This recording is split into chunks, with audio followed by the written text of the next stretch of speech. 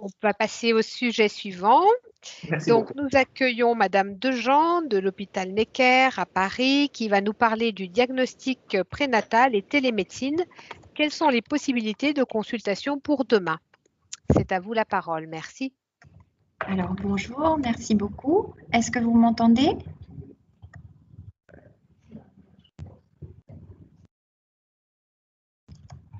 Est-ce que vous m'entendez? On vous entend Oui, et très on bien. voit votre écran. Super. Donc, je suis sage-femme au diagnostic prénatal à l'hôpital Necker et je vais discuter avec vous de l'introduction des consultations de télémédecine au sein de notre unité de diagnostic prénatal. Alors, depuis hier, on a beaucoup parlé des consultations de télémédecine, de téléexpertise et c'est vrai que la crise sanitaire liée à la Covid-19 a mis en valeur et en avant ce nouveau type de consultation.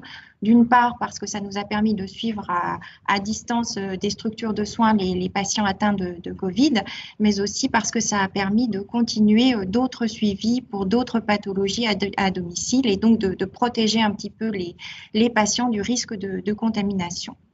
Alors, chez nous, la réflexion autour de la téléconsultation en diagnostic prénatal, elle a été initiée en fait avant cette crise sanitaire. On a commencé à y réfléchir vraiment à l'automne 2019 et clairement, le facteur déclenchant, ça a été la reconnaissance des actes de téléconsultation par l'assurance maladie, qui a donc permis la cotation et la valorisation de ces actes, qu'on soit en secteur libéral ou en secteur salarié hospitalier. Alors, on avait un constat préalable à cette réflexion qui reposait essentiellement sur deux points. Le premier concernait l'accueil des patientes et des couples en fait au sein de notre consultation diagnostique prénatale.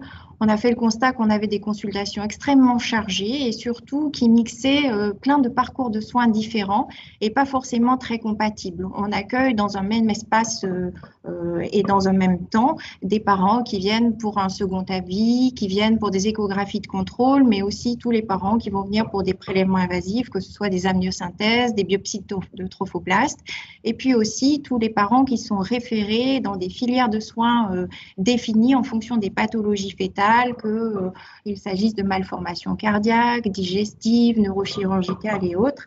Et donc, beaucoup de parents qui se partagent en fait une même salle d'attente avec des délais d'attente différents. Et on avait pu constater que ça générait beaucoup d'anxiété, un vécu parfois très difficile pour les parents. Et puis le deuxième point concernait notre activité plus spécifique du diagnostic prénatal parce que, outre ces consultations présentielles, on a toute une partie de notre activité qui se fait de façon un petit peu plus virtuelle. Tous les résultats des prélèvements invasifs, des amniosynthèses et des biopsies sont rendus notamment par téléphone. Certaines consultations sont débriefées à distance, là encore par téléphone. Certains parents sont préparés aux différents rendez-vous et aux différentes échéances lors d'entretiens téléphoniques. Et c'est une activité qui est importante et qui est dense, mais qui est très peu mise en valeur finalement par le système de cotation traditionnel. Et donc, c'est une activité qui échappe un petit peu à notre structure. Donc, ce sont ces deux constats qui nous ont amenés à réfléchir à l'introduction des téléconsultations dans notre secteur d'activité avec différents objectifs initiaux. C'était bien sûr donc la valorisation de notre activité au sein du diagnostic prénatal et notamment l'idée de transformer tous ces entretiens téléphoniques de rendu de résultats en téléconsultation. On se disait que ce serait peut-être intéressant pour les parents finalement d'avoir une consultation en distanciel mais en visuel, que ça permettrait peut-être l'émergence de nouvelles questions. C'était intéressant aussi donc d'essayer de faire évoluer un petit peu notre consultation diagnostique prénatale en essayant notamment d'alléger cette salle d'attente et donc on a réfléchi aux consultations qu'on pouvait éventuellement faire passer du mode présentiel aux consultations distancielles. On s'est dit que ça pouvait être intéressant notamment pour les patients, pour les couples qui venaient de loin parce que certains parents viennent d'assez loin, que ça pouvait être également intéressant pour les parents qui consultaient au diagnostic prénatal sur un sujet très précis, par exemple le cytomégalovirus ou encore le recours à certains actes de chirurgie fétale in utero, et puis aussi pour toutes les consultations de synthèse qu'on pouvait faire à distance de certains parcours de soins spécifiques. On avait réfléchi aussi à développer les consultations de téléexpertise et en se disant là encore que ça pouvait être important et que ça pouvait permettre une meilleure information pour les parents et aussi une meilleure gestion des transferts in utero pour les équipes obstétricales et pédiatriques. Et on pense notamment à certains parents qui sont admis chez nous dans le cadre de procédures EVASAN avec des projets de soins très précis, des attentes parfois très précises et certaines déconvenues lorsqu'ils arrivent chez nous. Alors, après avoir élaboré un petit peu cette première réflexion, on a essayé de voir comment on allait déployer ces téléconsultations et c'est vrai qu'on a rencontré un certain nombre de difficultés très variables. On a d'abord rencontré des difficultés un peu matérielles avec notamment la mise en place plutôt d'outils spécifiques pour nous permettre la réalisation de ces consultations. Il a fallu bien sûr équiper nos ordinateurs avec des caméras, des micros, des logiciels et puis penser aussi à l'ergonomie des installations parce que souvent dans le cadre de téléconsultation, il faut 2 écrans et en fait, on n'avait pas réellement anticipé. Quand les écrans sont arrivés, on a réalisé qu'il était assez difficile de les installer et de permettre d'utiliser notre espace pour des consultations et en distanciel et également en présentiel. Il a fallu également se former beaucoup de monde à l'utilisation et à la gestion de ces téléconsultations et puis réfléchir aussi au logiciel à utiliser. Il y avait un logiciel institutionnel qui nous était proposé qui était le logiciel Hortif et certains commençaient à parler de téléconsultation via Zoom. Donc tout ça finalement a créé pas mal de questions et plus de difficultés que ce que l'on imaginait. Il a fallu aussi réfléchir à un cadre et à des lieux dédiés à ces téléconsultations. Où est-ce qu'on allait les faire? Est-ce qu'on avait des salles de consultation qu'on réservait à ce type d'entretien? Est-ce qu'on pouvait installer, plutôt équiper les bureaux des sages-femmes et utiliser ces bureaux comme temporairement salle de téléconsultation? On s'est rendu compte aussi que finalement, une téléconsultation imposait une vraie disponibilité, le temps de la consultation, une disponibilité qui vraiment nécessitait le fait qu'on ne soit dérangé ni par téléphone, ni parce que quelqu'un frappait à la porte pour nous demander un renseignement ou autre. Bref, ça encore, c'était quelque chose qu'on n'avait pas véritablement anticipé. Et puis, qu'il allait falloir gérer notre temps et nos emplois du temps de façon un petit peu différente. Parce que c'est vrai qu'initialement, on s'était dit, voilà, on va créer ces téléconsultations dans notre planning quotidien sans véritablement dégager de plage spécifique. Et on s'est rendu compte que ça allait être plus compliqué parce que, notamment concernant le rendu des résultats, ça nous imposait vraiment une gymnastique assez particulière. Jusqu'à présent, on rendait les résultats par téléphone. Donc, dès que les résultats arrivaient, finalement, on prenait le téléphone et on appelait les patients. Là, ça sous-entendait que lorsque le résultat arrivait, il allait falloir d'abord envoyer un premier message aux parents en leur disant que le résultat était disponible, leur demandant de prendre un rendez-vous de téléconsultation. Et puis, nous, avoir une certaine réactivité pour pouvoir répondre finalement très rapidement. Et puis, également, une question de coordination entre les différents membres de l'équipe et notamment un travail de secrétariat pour planifier ces rendez-vous et prévenir les patients. Donc, tout ça nous a amené à considérer que finalement, c'était un petit peu plus compliqué que ce que l'on avait voulu imaginer. D'autant que quand on est rentré un petit peu dans le vif du sujet et quand on a repensé les deux principaux axes auxquels on avait réfléchi, on s'est rendu compte que les parents n'étaient pas forcément aussi enthousiastes que nous, et notamment par rapport au rendu de résultats, les parents n'ont pas véritablement répondu favorablement, si vous voulez, lorsqu'on a proposé ce nouveau mode de consultation. Alors, on n'a pas fait véritablement un sondage en bonne et due forme, mais pendant un mois, on a questionné tous les parents qu'on voyait pour des prélèvements invasifs en leur proposant 3 solutions. Le rendu de résultats en consultation présentielle, le rendu de résultats par téléphone ou bien le rendu de résultats en téléconsultation. Et lorsqu'on a proposé ces téléconsultations, ils nous ont opposé un certain nombre de réticences. D'abord, ils nous disaient que finalement, c'était plus simple pour eux de répondre au téléphone plutôt que de se rendre véritablement disponible pour une téléconsultation. Surtout que lorsqu'on leur rend les résultats, ils sont souvent sur leur lieu de travail et qu'ils n'ont pas forcément la possibilité de s'isoler. Il mettait en avant aussi le fait qu'il préférait être appelé directement et avoir tout de suite le résultat plutôt que de savoir que le résultat était disponible et de devoir ensuite se projeter dans un rendez-vous, ne serait-ce que quelques heures plus tard, c'était difficile pour eux.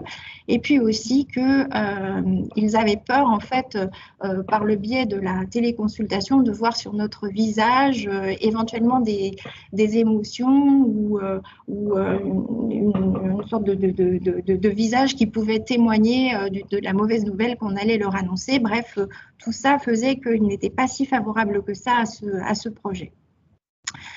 Concernant les seconds avis auxquels on avait également réfléchi, on s'est rendu compte là encore que les choses étaient un petit peu plus complexes parce que finalement, lorsqu'on voulait organiser une téléconsultation pour donner un deuxième avis, par exemple concernant la question du cytomégalovirus, eh bien, il nous fallait en fait appeler les patientes la veille pour vraiment constituer le dossier, avoir tous les éléments nécessaires à cette téléconsultation et que finalement, pour nous, eh bien, c'était un travail supplémentaire et que c'était un travail qui n'était pas codifié et que finalement, c'était peut-être une charge de travail à laquelle on n'avait pas réfléchi. Et puis aussi que cette téléconsultation, l'intégrer encore une fois dans notre consultation diagnostique prénatale, eh bien, ça n'était pas si simple parce que finalement, on manquait peut-être de disponibilité et qu'il fallait une grosse coordination entre nous tous pour être présents et disponibles au même moment. Enfin, la téléconsultation, eh bien, ça impose effectivement une disponibilité complète de la part des intervenants. Et souvent, dans notre travail quotidien, on se rend compte que quand on est au téléphone, eh bien, on peut être au téléphone et faire quelque chose à côté. Et que là encore, il allait falloir penser une réorganisation par rapport, pour en tout cas avoir des consultations intéressantes et de qualité. Alors, la crise Covid a bien sûr modifié un petit peu notre réflexion et nous a amené à nous plonger un peu dans le vif du sujet et à proposer des téléconsultations un petit peu rapidement et un petit peu à chaud sans avoir mené à bien toute cette réflexion. Mais elle nous a également permis finalement d'identifier un certain nombre de consultations faites en présentiel pour lesquelles réellement les téléconsultations pouvaient apporter une plus-value. Alors d'abord, on a pensé à tous les parents que l'on reçoit dans le cadre donc, de nos filières de soins et ce sont des filières de soins qui sont organisées au sein d'un hôpital de jour. Les parents arrivent donc le matin à 8 h et ils vont avoir dans la journée plusieurs consultations, plusieurs intervenants qui vont parler de la pathologie du bébé à venir, donner énormément de précisions, d'informations prénatales, néonatales et postnatales. Et c'est vrai qu'à l'issue de ces consultations, les parents ont souvent besoin d'un certain temps pour un petit peu décanter tout ce qui leur a été dit et que proposer une téléconsultation 48 à 72 heures après, finalement, ça nous paraît être quelque chose d'intéressant et qui apporte vraiment un bénéfice pour les parents parce que lorsqu'on les recontacte, eh bien, ils sont à la maison, ils sont donc chez eux, ils ne sont plus à l'hôpital qui est un lieu qui est toujours stressant pour eux et ils peuvent petit à petit se réapproprier le projet de naissance de leur bébé malgré les contraintes médicales et que le fait de réintervenir à distance alors qu'ils sont chez eux, ça permet souvent de libérer la parole et de leur permettre de poser des questions qu'ils n'ont pas posées en présentiel et qu'ils ne poseraient peut-être pas si on leur reproposait donc un résultat en présentiel. On s'est rendu compte également que ces téléconsultations, elles pouvaient avoir beaucoup d'importance pour les parents que l'on accompagne dans le cadre des interruptions médicales de grossesse. Pour nous, ici à Necker, nous n'avons pas de consultation sage-femme à distance de l'interruption médicale de grossesse. Lorsque les parents sont pris en charge, ensuite ils rentrent chez eux et ils sont revus dans une consultation de synthèse, mais qui a lieu à peu près 3 mois avant leur prise en charge. Et donc, on s'est dit que finalement, c'était l'opportunité de créer un entretien, là encore, peut-être une semaine après leur prise en charge, pour leur permettre d'échanger sur ce moment extrêmement lourd et difficile qu'elles ont vécu, que les couples ont vécu, et que ça, c'était un vrai bénéfice qu'on pouvait leur apporter. Et puis que dans certains cas, et notamment par rapport aux parents qui viennent de loin, c'était peut-être aussi la possibilité de leur proposer un entretien préparatoire supplémentaire, de façon à évoquer avec les deux parents, parce que parfois ils ne peuvent pas venir tous les deux, un certain nombre de questions essentielles qui leur permettaient d'y réfléchir avant de revenir nous voir pour finaliser un petit peu le dossier. Un autre point qui nous paraît aujourd'hui toujours important, c'est le point de la téléexpertise, parce que pour nous, cette téléexpertise, elle permettrait vraiment une meilleure gestion des indications de transfert, avec la possibilité d'échanger et avec les équipes et aussi avec les familles sur véritablement le projet néonatal et le projet du transfert. Lorsqu'on accueille des parents qui viennent de très loin avec une pathologie fétale sévère et lourde, souvent les parents mettent beaucoup d'espoir dans le transfert à Necker, et notamment je pense aux parents qui viennent des DOM-TOM, ils mettent énormément d'espoir dans ce transfert en métropole, et il arrive que quelquefois, malheureusement, la pathologie soit telle que l'on ne puisse pas répondre à l'espoir qu'ils ont mis en fait dans ce transfert. Et donc, l'idée de développer cette téléexpertise, et encore une fois, et avec les équipes et avec les parents, eh bien, ça nous paraît important pour affiner un petit peu les projets de soins et les projets de prise en charge, et pour mieux accueillir ces familles qui viennent de loin et qui sont un petit peu déracinées lorsqu'elles arrivent en métropole. Toujours concernant la téléexpertise, c'est vrai que ça permet également la création de staff inter-équipe et la réflexion commune autour de certains protocoles spécifiques, et notamment concernant actuellement le cytomégalovirus. On a réussi à organiser un staff une fois dans la semaine qui nous permet de réfléchir avec des équipes qui sont vraiment loin, comme les équipes de Limoges par exemple, et d'avoir un questionnement partagé très enrichissant.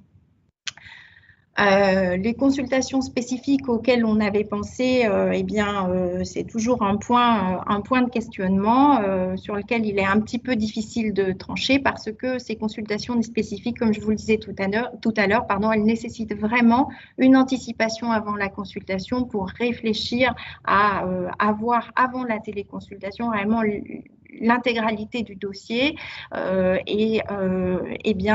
c'est encore quelque chose à creuser et à travailler, parce que en tout cas au jour d'aujourd'hui c'est plus un travail supplémentaire, c'est plus pour nous en tout cas un investissement supplémentaire que forcément un réel bénéfice. Alors, au diagnostic prénatal, clairement, il y a des consultations présentielles qui sont incontournables. Les contrôles échographiques ne peuvent pas se faire à distance, les prélèvements invasifs non plus, tous les actes de chirurgie fétale in utero non plus. Il est aussi également très important que toutes les discussions lourdes et inaugurales sur certaines pathologies très particulières, ou les projets de synthèse avec notamment les projets qui vont concerner la mise en place de soins palliatifs néonataux. Là encore, ce sont des consultations extrêmement importantes qui vont nécessiter réellement la présence des parents. Mais il y a de véritables opportunités dans ces parcours de soins, permettre aux parents de se réapproprier certaines informations, leur permettre également parfois de faire des points d'étape alors qu'ils sont à la maison, et de réfléchir à certaines questions qui sont des questions importantes et lourdes. Et puis, pour les familles qui sont éloignées géographiquement, clairement, c'est une gestion facilitée que de ne pas avoir à se déplacer à chaque fois qu'on peut avoir un besoin de rediscuter d'un projet. Donc, la téléconsultation en diagnostic prénatal, c'est une véritable plus-value, mais il faut pouvoir la penser, l'organiser et réorganiser véritablement nos équipes pour créer un cadre à ces téléconsultations qui permettent une vraie disponibilité et un échange de qualité. Voilà, je vous remercie. Nous vous remercions aussi de votre présentation tout à fait intéressante et qui montre à la fois les limites effectivement de cette télémédecine, Mais moi, je me disais en vous écoutant que finalement, grâce à ces nouvelles technologies, vous apportez des plus aux patientes. Il y a des idées qui vous sont venues qui n'étaient pas du tout prévues au départ et je me dis que ça, c'est intéressant, effectivement. Si on apporte des éléments pour que les parents puissent réfléchir, cette consultation sage-femme après IMG, moi, je trouve ça vraiment intéressant. Et voilà, c'est pour que les parents puissent aussi reprendre les informations a posteriori avec vous, un petit peu à froid après le temps d'hôpital de jour. Vraiment, ça, c'est des pistes que je trouve passionnantes. Sans doute, y a-t-il des questions dans la salle?